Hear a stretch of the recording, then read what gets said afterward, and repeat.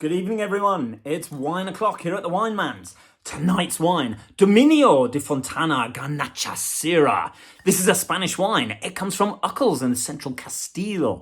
This particular vineyard has its vines based between 700 and 900 meters above sea level. That's pretty high for Spain. And they farm 50% organically, and the other 50% they're working on to make sure that it's all organic and sustainable.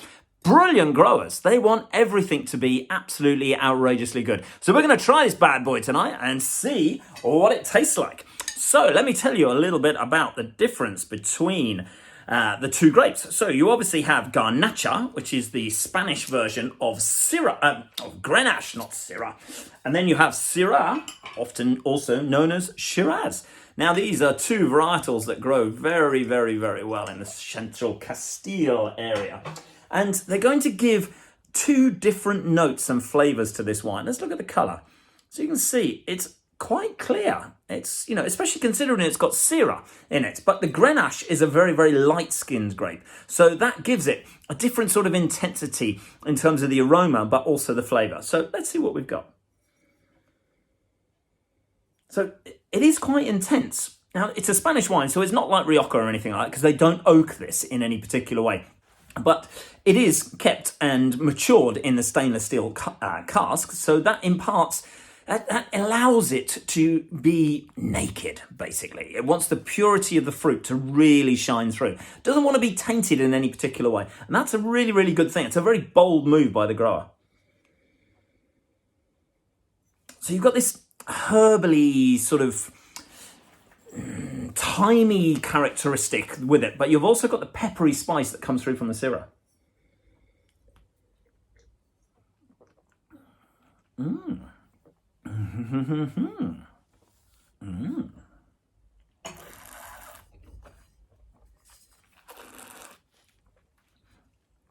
What a fun wine.